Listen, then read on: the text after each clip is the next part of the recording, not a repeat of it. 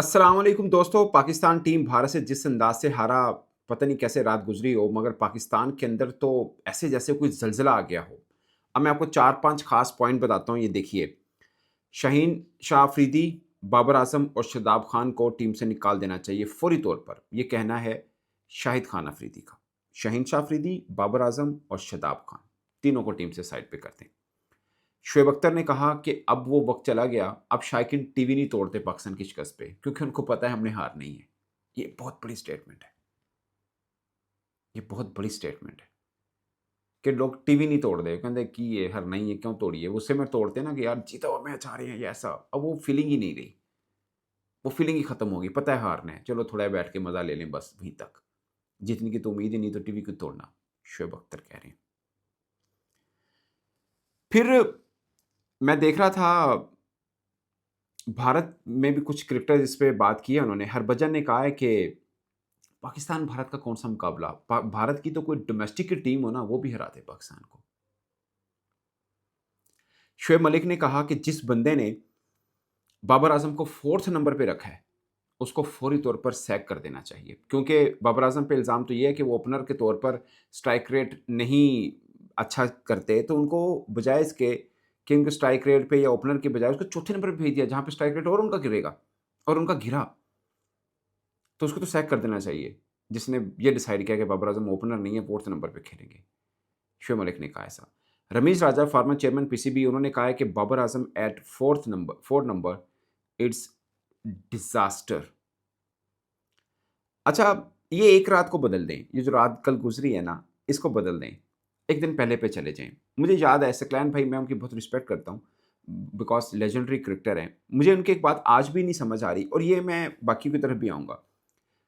अब देखिए ना, जब पाकिस्तान इंडिया का मुकाबला होता है ना, टाकरा कह लें, जो भी बैठते हैं, वो हमारे क्रिकेटर बोलते हैं, "तू आन दे, देख लांगे, निबड़ लांगे, देख लेंगे, बुमरे का इलाज भी हो गया, फलाँ भी हो गया।" आई नो कि टीवी की रिक्वायरमेंट है, स्पॉन्सरशिप होती है, इतने पैसे इन्वॉल्व होते हैं, तो आपने उसको हीट अप रखना होता है। बहुत से हमारे जर्नलिस्ट भी यूँ बात करते होते हैं, "इस दफ़ा नहीं छोड़ेंगे, फलाँ।"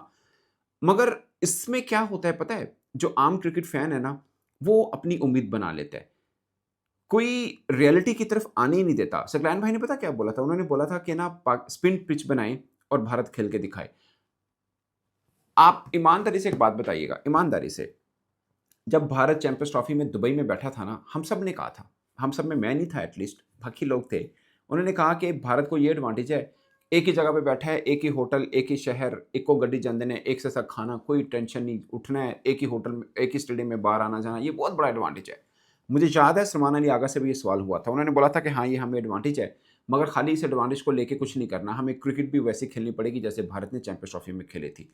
अब हमारे पास भी एडवांटेज था, सिर्फ 10 मिनट की ड्राइव पे पाकिस्तान टीम का होटल था। आई अंडरस्टैंड कि पाकिस्तान 2 हफ्ते से अगर है, तो हम एसएससी ग्राउंड में खेल रहे थे, सिनहाल स्पोर्ट्स क्लब में। बट ये वाला मैच प्रेमदासा में हुआ। पास-पास ही है, एक ही शहर में, कोलंबो में। वही होटल में पाकिस्तान टीम ठहरी है, वही बस पे बैठ के जाती है। 10 मिनट का सारा है। और आप ईमानदारी से एक बात बताइए, भारत को 1 दिन भी कंप्लीट नहीं मिला था ट्रेनिंग का। अब सोचिए ना कि पूरा साल भर आप ट्रेनिंग करते हैं, पेपर से 1 रात पहले आप कितना सा पढ़ लेंगे, बिजली चली गई, नहीं पढ़ सके, कोई ज़्यादा फ़र्क नहीं पड़ता। कई अपने बच्चे देखे होंगे इम्तिहानी हॉल के अंदर ना, एग्जामिनेशन हॉल में, वो पेपर से 5 मिनट पहले भी पढ़ रहे होते हैं, लगता है यार बहुत मेहनत कर रहे हैं। असल में ये होता है कि उन्होंने पूरी साल मेहनत नहीं की होती, इसलिए नैक ऑफ द टाइम के ऊपर भी काम करना पड़ता है। आप मतलब, कहते नहीं कि अभी एशिया कप हारे थे 3-0 से हम, तब सब कह रहे थे यार बाबर आज़म कौन है जिसने बाबर आज़म को टीम से बाहर निकाला है। अब कह रहे हैं बंदा लभो जिन्हें बाबर आज़म टीम 'च रखे है। हमारा सफ़र बाबर आज़म को टीम में रखने और टीम से निकालने तक फँसा हुआ है। शाहिद भाई ने बोला कि शाहीन अफरीदी को निकाल दो। मैं एक चीज़ आपको बार-बार हमेशा हर वीडियो में एक बात मैं बार-बार मेंशन करता हूँ। शाहीन अफरीदी 148, 149, 150 को टच करते थे पेस। अब वो 136, 140, 140 प्लस भी बॉल डाले उन्होंने कल। मगर ये आपको आप आम क्रिकेट फैन हैं, आपको नज़र आ रहा है। क्या आपको लगता है पाकिस्तान के क्रिकेट थिंक टैंक को नहीं समझ आ रही होगी? या इस तरफ कोई सीरीज़ है ही नहीं है? माज़रत के साथ हमारे कुछ फॉर्मर क्रिकेटर ने जो बातें बोली है ना, वो सकलैन भाई ने भी 1-2 बार बोला। अगेन बहुत रिस्पेक्ट है, उनका अपना एक तजर्बा है, मैं वैसे एक बात कर रहा हूँ। वो कह रहे हैं कि इस तरह की पिच हो तो भारत हमारे साथ 5 मैच खेल के देखे तो। मैं कह रहा हूँ आप 10 भी खेल के देख लें, 1 भी जीत जाए ना मुश्किल से, तो बताइएगा मुझे आप। मैं उनको नेगेट नहीं कर रहा, बट मैं आपको एक रियलिटी बता रहा हूँ, और ये रियलिटी चेक है जो आपको जानना है। आपको मालूम है कि आपको सीखने का सबसे बड़ा मरहला, पहला मरहला क्या होता है? मान लेना। ये जान लेना कि हाँ, ये हमारी गलती है, यहाँ पे हम गलत हैं।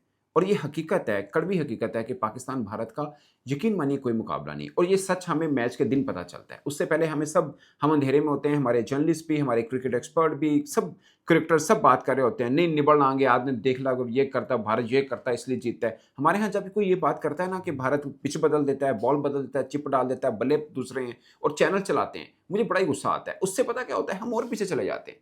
ट्रस्ट मी, भारत क्रिकेट में आज एक सच है, इसको मान लो।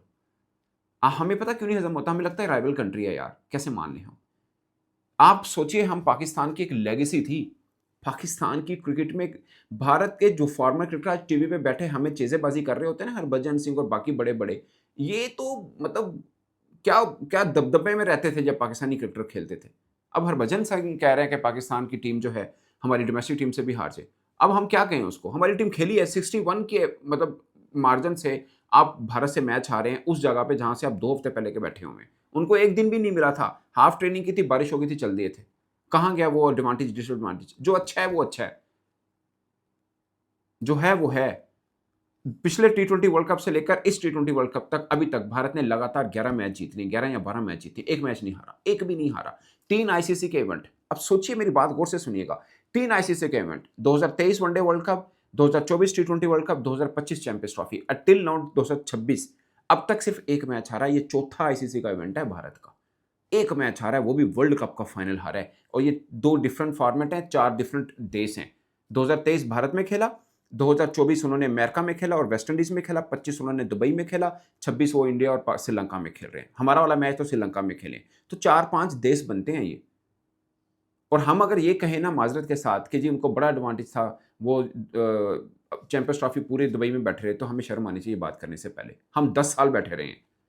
अपनी डोमेस्टिक हम अब मतलब पीएसएल भी हमने यहीं पे खेली हुई है, और हम ये किसी को कहेंगे ये एडवांटेज है और ये सब चीज़ें। आज कहाँ पे हम खड़े हैं? हम असल मुद्दे के ऊपर आते नहीं हैं। हमारा माज़रत के साथ आपका पूरे साल का फ्रेमवर्क होता क्या है क्रिकेट का?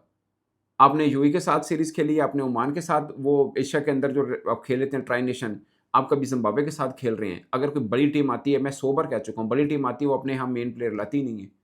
आपकी तैयारी साल भर के बाद जब चैंपियंस वो कोई बड़ा इवेंट आईसीसी का हर साल में एक इवेंट होता है। आता है, सब टीमें अपने मेन प्लेयर के साथ आती हैं, हम नज़र ही नहीं आते। अभी क्या होगा मैं आपको बता देता हूँ। आगे सुपर 8 पाकिस्तान ने खेला। फिलहाल नामीबिया लोग टेंशन ले रहे हैं, मुझे नहीं लगता टेंशन लेने की कोई ज़रूरत है। नामीबिया को हम आराम से पकड़ेंगे और पकड़ना चाहिए। अगर गल नामीबिया तक भी पहुँच गई है ना, तो फिर भाई सुलह कर लो, कुछ और काम कर लो, क्रिकेट छाड़ दो। विद ड्यू रिस्पेक्ट, अगर यहाँ तक मामला पहुँच गया। आगे सुपर 8 में हमने जाना है। सुपर 8 में सिंपल फार्मूला है, आपने जो पहले बैटिंग करनी है वो जीतने मैच, जो सेकंड बैटिंग करनी है वो फँसने हैं आपने। पहले में भी फँसने हैं बट आसान रास्ता होगा, जीत सकते हैं। सेकंड बैटिंग में तो बहुत ही मुश्किल चांस है पाकिस्तान। उसकी वजह है, अंधे को भी नज़र आ रहा है, आपके 4 बैट्समैन हैं पूरे प्लेइंग 11 में, 4 बैट्समैन। साइम आपका ऑलराउंडर है, सर्फराज फरहान है, सलमान अली आ गए हैं, बाबर है और उस्मान है। बस। जिसको जिससे मर्ज़ी आगे बदल लें। फ़खर ज़मान है, कभी वाइड बॉल में पाकिस्तान का मैं सबसे बड़ा बल्लेबाज़ मानता था। मगर फ़खर ज़मान अभी एशिया कप में खेले हैं, तब हम कह रहे थे बाबर को आना चाहिए। अब बाबर आ गया, दिल करता नहीं बाबर बैठ जाए, फ़खर आ जाए। वो जितना मर्ज़ी अदला-बदली कर लो। और कुछ लोग कहते हैं नहीं, नई को चांस दे लो, नई को भी दे के हमने प्रोसेस ही नहीं मीट किया हुआ। हमने प्रोसेस ही मीट नहीं किया हुआ। अचानक ख्वाजा नाफ़े, मुझे कोई बंदा ईमानदार से बता दे, 2 हफ़्ते पहले किसी को पता था कि ख्वाजा नाफ़े कौन है? मतलब पता था कौन है, बट 8 किसने सोचा था वर्ल्ड कप की टीम में होगा?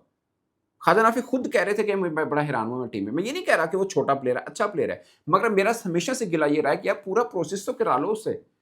नया लड़का उस बेचारे का करियर से क्यों खेलो? वो तो खुश होगा मेरी टीम में आ गया, बट उसकी उसके उसके खिलाफ है ये चीज़। और हसन नवाज आज कहाँ है? अब्दुल समाद कहाँ है? इरफान खान नियाज़ी कहाँ है? राइजिंग स्टार चैंपियनशिप का फाइनल जीतने वाला कप्तान आज ए टीम में जगह नहीं है उसकी। क्या बात कर रहे हैं आप? कोई बंदा बात ही नहीं करता। ये टीवी पे बैठते हैं, हम लोग प्रोग्राम करते हैं और खत्म, फिनिश। 2 गालियाँ बाबर को दी, 2 गालियाँ शहीन को दी, 2 गालियाँ शादाब को। शादाब जब से वापस आया है, तो 2 या 3 मैन ऑफ द मैच हैं उसके। उस वक़्त किसी ने कहा कि इसको बाहर निकालो। अगर देखिए, हम तो आम जर्नलिस्ट हैं, हम तो मैच के ऊपर कमेंट करते हैं आफ्टर द मैच। ये क्रिकेटर हैं। किसी ने, जब हम 3-0 से सीरीज़ जीते थे ऑस्ट्रेलिया से, किसी ने कहा कि बाबर आज़म को चौथे नंबर से हटाएँ? नहीं कहा। अभी जब हम 2 जीते, किसी ने कहा बाबर को चौथे नंबर से? सबने कहा जी चौथे नंबर। अब अभी अमेरिका के खिलाफ बाबर ने बड़ी चीनिंग खेल दी।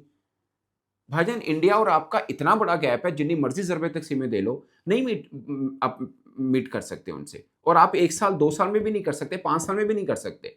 उन्होंने 15-20 सालों में ये सफ़र किया है। 2007 में पहले भी बोल चुका हूँ, 2007 वर्ल्ड कप में पाकिस्तान और भारत दोनों का डिज़ास्टर हुआ था। उसके बाद उनकी क्रिकेट कहाँ गई और आपकी क्रिकेट कहाँ? और फिर 2007 ही टी20 में हम दोनों ने फाइनल भी खेला था और बराबर का ही था फाइनल, कोई मसला नहीं, हम दोनों बार मैच हारे थे। एक राउंड मैच हारे थे और फाइनल हारे थे। बॉल आउट में हारे और एक आखिरी बॉल पे नहीं बन पाया, हम हार गए, नो प्रॉब्लम।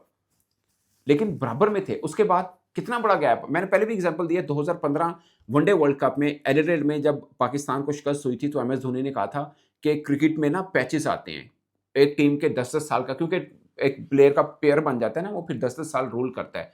पाकिस्तान ने बड़ा रूल किया, अब हमारी बारी है। ये एमएस धोनी के 2015 की प्रेस कॉन्फ्रेंस आईसीसी में कहीं पड़ी हुई, उठा के देख लीजिएगा। ये 2015 2026 से 11 साल हो गए। 2011 में वो वर्ल्ड कप जीते, 2007 में वो टी20 वर्ल्ड कप जीते। आज उनकी सिचुएशन पता क्या है? Under 19 world champion, women world champion, mains world champion, कोई बराबर में भी नहीं है।